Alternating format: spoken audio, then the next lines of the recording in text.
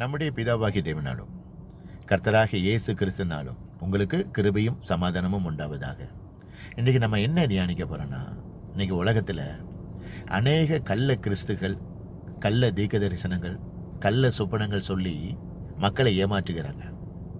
இவர்களை எப்படி நம்ம தெரிந்து கொள்வது, எப்படி இவர்களை கண்டுபிடிப்பது என்பதை குறித்து வேத வசனத்தின் அடிப்படையில் இன்றைக்கு நான் உங்களோட தியானிக்க போகிறேன்.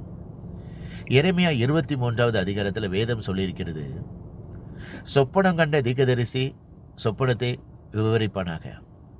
என் வார்த்தை உள்ளவன் எவனோ என் வார்த்தையை உண்மையாய் சொல்லுவனாக. என் வார்த்தை அக்கினியைப் போலவும் கண்மலையின் ஒருக்கும் சம்மட்டியைப் போலவும் இருக்கிறது அல்லவோ.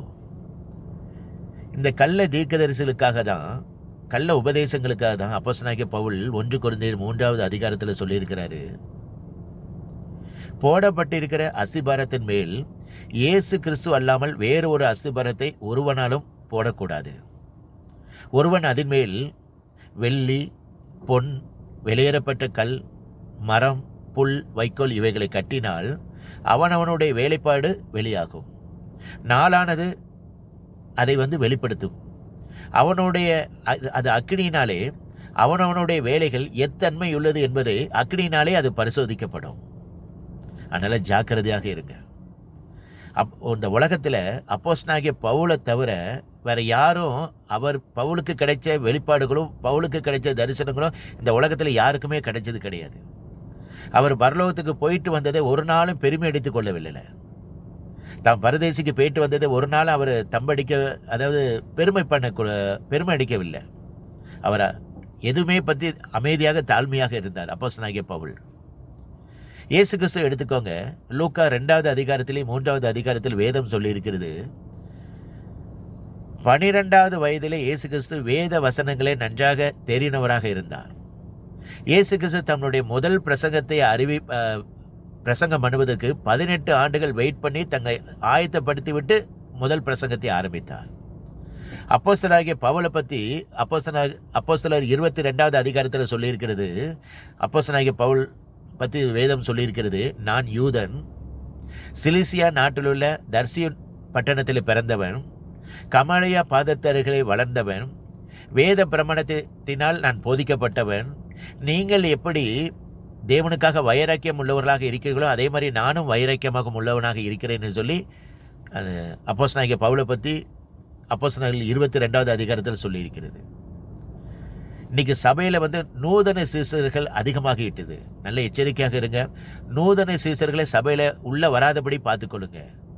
1 தீமோத்தேயு 3வது அதிகாரத்தில் நூதன சீசனாக இருக்கக்கூடாது. இந்த நூதன சீசர்கள் என்ன பண்ணுவாங்கன்னா, சத்தியத்தை சத்தியமா சொல்லாம தன்னுடைய சொந்த கதைகளையும் சொந்த கற்பனைகளையும் கலந்து மக்களை ஏமாற்றுவார்கள். அந்த நூதன சீசர்கள் சபைக்குள் வராதபடி பார்த்து கொள்ளணும். அதே மாதிரி சபையில் பாரம்பரியம் முற்றிலுமாக ஒழியணும். இன்னைக்கு அநேக சபையில பாரம்பரியங்களை பின்பற்றி கொண்டு இருக்கிறாங்க, வேத வசனத்துக்கு கீழ்ப்படியாம இருக்கிறாங்க. சபையில பாரம்பரியங்கள் முற்றிலுமாக ஒழியணும். அதனாலதான் அப்போஸ்தலனாகிய பவுல் சொல்லியிருக்கிறாரு 2 தீமோத்தேயு 4வது அதிகாரத்துல, ஆரோக்கியமான உபதேசத்தை அவர்கள் பொறுக்க மனதில்லாமல் செவித்திணர்களாகி தங்கள் சுய எச்சைகளுக்கு கேட்ட போதர்களை தங்கள் பக்கமாக இழுத்துக்கொண்டு சத்தியத்தை விட்டு விலகி கட்டுக்கதைகளுக்கு சாய்ந்து போகும் காலம் வருகிறது. நீயோ தெளிந்த புத்தியுள்ளவனாகிரு, தீங்கு அனுபவி, சுவிசேஷத்தை ஊழியத்தை செய், உன் ஊழியத்தை நிறைவேற்று. வெளிப்படுத்தல் 3வது அதிகாரத்தில் சொல்லியிருக்கிறது, நான் நேசிக்கிறவர்கள் எவர்களோ அவர்களை நான் சிட்சித்து கடிந்து கொள்கிறேன், ஆகையால் நீ ஜாக்கிரதையாக இருந்து மனம் திரும்பு. அதனால கள்ள தீர்க்கதரிசிகள் கள்ள உபதேசங்களை கண்டு ஏமாந்துடாதீங்க. வேத அறிவு உங்களுக்கு இருந்தால்தான் யார் கள்ள தீர்க்கதரிசிகள், யார் கள்ள சொப்பனங்கள் சொல்றாங்க, யார் கள்ள கிறிஸ்துகள் என்று சொல்லி நம்ம தெரிந்து கொள்ள முடியும். எக்காரணத்தை கொண்டு சபையில நூதன சீசர்களை அலோவ் பண்ணிடாதீங்க.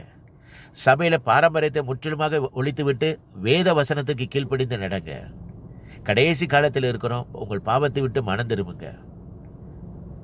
வேத வசனத்துக்கு முக்கியத்துவம் கொடுங்க. வேத வசனத்தை தியானிங்க. தினந்தோறும் அதிகாலையில் ஜெபம் பண்ணுங்க. தேவனை எப்பொழுது துதித்து கொண்டு இருங்க. கர்த்தர் உங்களை ஆசீர்வதிப்பாராக.